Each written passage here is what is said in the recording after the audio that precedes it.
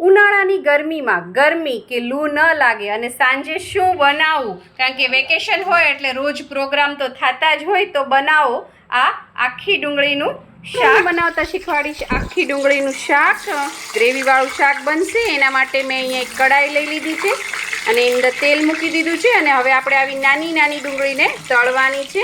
મેં અહીંયા 500 ગ્રામ જેટલી ડુંગળી લીધી છે અને તળાતા બિલકુલ વાર નહીં લાગે. એક સ્લોટ તો છે એમાં અહીંયા તળી લીધો છે જો, અને બીજો તળાઈ છે. આપણે જે ડુંગળી તળતા હતા એ સરસ જો તળાઈ ગઈ છે. આ રીતની તળવાની. અને હવે અહીંયા સેમ કડાઈમાં વધારાનું તેલ કાઢી લીધું છે અને તેલ બીજું આપણે વઘાર થાય એટલું રાખ્યું છે, 2 મોટા ચમચા જેટલું. હવે તેલ ગરમ થઈ ગયું એટલે એની અંદર થોડીક રાઈ નાખી છે અને રાઈને હવે ફૂટવા દઈએ અને સાથે થોડું જીરું પણ નાખ્યું છે. રાઈ જીરું સરસ ફૂટે છે ત્યારબાદ હવે આપણે એની અંદર એક સૂકું લાલ મરચું નાખ્યું છે, એક તમાલપત્ર નાખ્યું છે. જ્યારે પણ સૂકું લાલ મરચું તે આખું નાખો ત્યારે વચમાં એક ચીર કરી દેવાની અને પછી નાખવાનું, જેથી મરચું ફાટે નહીં અને છાંટા ફેસ પર ના ઉડે. ત્યારબાદ એની અંદર 2 ચપટી હિંગ નાખી છે. ત્યારબાદ આદુ, મરચાં અને લસણની પેસ્ટ, એક અડધા ઇંચ જેટલો આદુનો ટુકડો છે, 6 થી 7 કળી લસણ છે અને એક લીલું મરચું છે.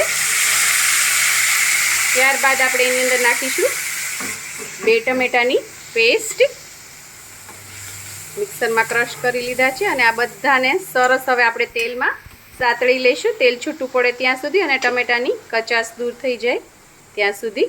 1 મિનિટ જેવું સાતળી લીધા બાદ હવે આપણે બધા મસાલા કરીશું. એની અંદર 1 મોટી ચમચી ભરીને ધાણા જીરું પાવડર નાખ્યો છે. ત્યારબાદ આપણે એની અંદર 5 ચમચી જેટલી હળદર નાખીશું અને હવે લાલ મરચું, આપણે લીલું મરચું નાખ્યું છે, સૂકું મરચું નાખ્યું છે અને હવે આ લાલ મરચું નાખ્યું છે. જેટલું તીખું ખાતા હોય એ રીતે નાખવાનું. અમે અહીંયા 1 નાની ચમચી જેટલું નાખ્યું છે. ડુંગળીનું શાક છે એ બહુ વધારે પ્રમાણમાં તીખું ના હોવું જોઈએ, કેમ કે ડુંગળીની તાસીર બી ગરમ હોય. અને હવે આપણે એની અંદર મીઠું નાખી દઈશું.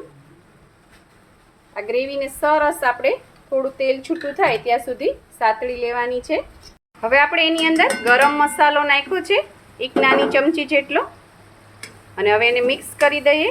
બધા મસાલા નાખીને 1 થી 1.5 મિનિટ જેવું સાતળું કે તરત તેલ છૂટું પડી ગયું હતું. બહુ વાર ના લાગે કંઈ, સૂકા મસાલા હોય.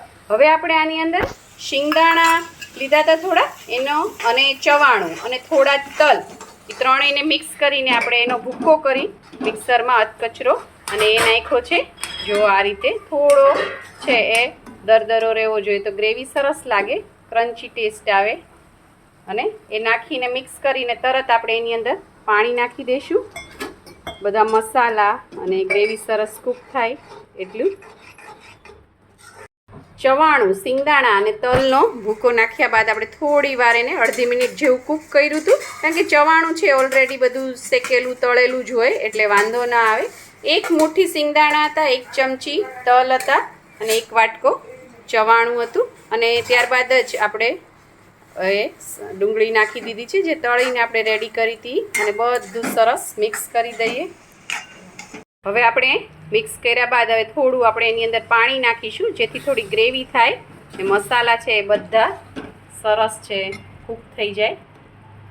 જો તમે, ગરમી છે તો ગરમીમાં ડુંગળી ખાવી જોઈએ જેથી ગરમી ન લાગે, લૂ ન લાગે. ઘરમાં કોઈ શાક ન હોય તો બહુ જલ્દી બની જશે અને ખૂબ જ ટેસ્ટી લાગે છે. કોઈ મહેમાન આવે ત્યારે પણ તમે આવી રીતે નાની નાની ડુંગળીનું શાક બનાવી શકો છો. હવે આપણે ગુજરાતી છીએ તો ચપટી ખાંડ નાખીશું. બધું ચવાણું ને બધું નાખ્યું છે, ટમેટું ને એના ટેસ્ટને બેલેન્સ કરવા માટે. તમને ન પસંદ હોય તો નહીં નાખવાનું. અને બીજી એક વાત, જ્યારે પણ આ શાક બનાવો ત્યારે મીઠું નાખવામાં ધ્યાન રાખવાનું, કારણ કે ચવાણામાં પણ મીઠું હોય છે એટલે શાક ખારું ન થઈ જાય એટલા માટે. હવે આને આપણે થોડી વાર કૂક થવા દઈએ. 5 મિનિટ થઈ ગઈ છે અને સરસ આપણું શાક બનીને તૈયાર થઈ ગયું છે. અમે એની અંદર થોડી કોથમીર પણ એડ કરી દીધી હતી. હવે આપણે ગેસ બંધ કરી દઈએ. શાકને સર્વિંગ બોલમાં સર્વ કરી દીધું છે. જો કેટલું સરસ બન્યું છે. અને સાથે લીધી છે મેં ભાખરી. તમે રોટલી, પરોઠા કોઈની પણ સાથે સર્વ કરી શકો છો.